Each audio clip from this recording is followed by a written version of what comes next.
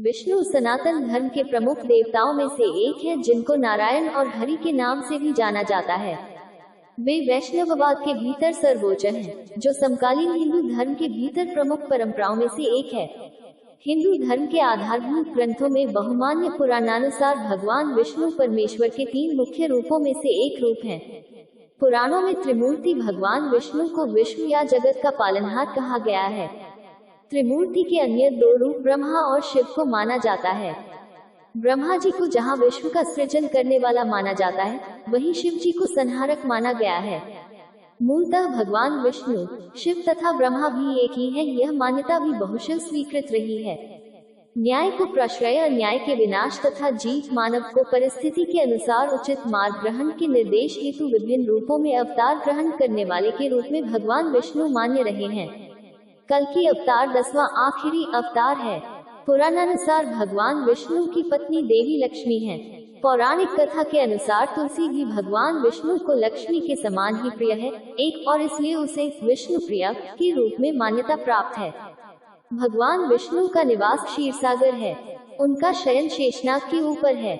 उनकी नाभि से कमल उत्पन्न होता है, जिसमें ब्रह्मा जी स्थित हैं। वह अपने नीचे वाले बाएं हाथ में पद्म कमल, अपने नीचे वाले दाहिने हाथ में गदा, कौमुदी ऊपर वाले बाएं हाथ में शंख पांचजन्य और अपने ऊपर वाले दाहिने हाथ में चक्र सुदर्शन धारण करते हैं। 2.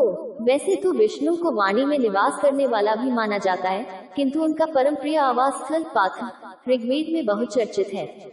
आचार्य सायन ने गिरि पद को श्लिष्ट मानकर उसका अर्थ वाणी के साथ साथ लाक्षणिक रूप में पर्वत के समान उन्नत लोक भी किया है। 21 गिरि को यदि इन दोनों अर्थों में स्वीकृत कर लिया जाए तो समस्या का समाधान हो जाता है। विष्णु का तीसरा पद जहाँ पहुँचता है, वही उनका आवास स्थान है। विष्णु का लोक परम पद है, अर्थात गंतव्य रूपेण वह सर्वोत्कृष्ट लोक है। उस परम पद की विशेषता यह है कि वह अत्यधिक प्रकाश से युक्त है। 22 वहाँ अनेक श्रृंगों वाली गायें अथवा किरणें संचरण किया करती हैं। गाव यहाँ श्लिष्ट पद की तरह है। श्लेष से उसका अर्थ गायें करने पर वहाँ दुग्ध आदि भौतिक पुष्टि का प्राचुर्य एवं किरणें करने पर वहाँ प्रकाश अर्थात आत्मिक उन्नति का बाहुल्य सहज ही अनुमेय है। विष्णु के परम पद में मधु का स्थायी इक्वल स्रोत है। 23 ये मधु देवताओं को भी आनंदित करने वाला है। इस श्लिष्ट पद का जो भी अर्थ किया जाए, पर वह हर स्थिति में परमानंद का वाचक है, जिसके लिए देवता सहित समस्त प्राणी अभिलाषी भी रहते हैं और प्रयत्नशील भी। इसलिए उक्त लोक की प्राप्ति की कामना सभी करते हैं।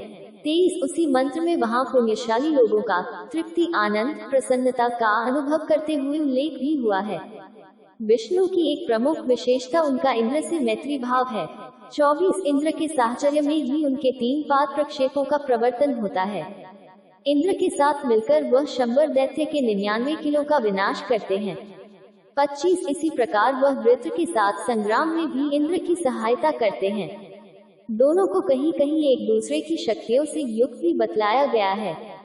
इस प्रकार विष्णु द्वारा सोमपान किया जाना और इंद्र द्वारा 3 पाद प्रक्षेप किया जाना भी वर्णित है। विष्णु के 3 पद यदि सृष्टि करते हैं, स्थापन करते हैं, धारण करते हैं, 31 तो वहीं पर आश्रित जनों का पालन पोषण भी किया करते हैं। लोगों को अपना भोग्य अन्नादि उन्हीं 3 पद क्रमों के प्रसाद स्वरूप प्राप्त होता है, जिससे कि वे परम तृप्ति का अनुभव किया करते हैं। जो लोग विष्णु की स्तुति करते हैं, उनका वे सर्वविध कल्याण करते हैं, क्योंकि उनके स्तवनादि कर्म से उसे परम स्फूर्ति मिलती है। इस प्रकार स्फूर्ति प्रदायिनी स्तुति विष्णु तक पहुंचा पाने के लिए सभी लालायित रहते हैं। 26वीं वरिष्ठ दाता हैं।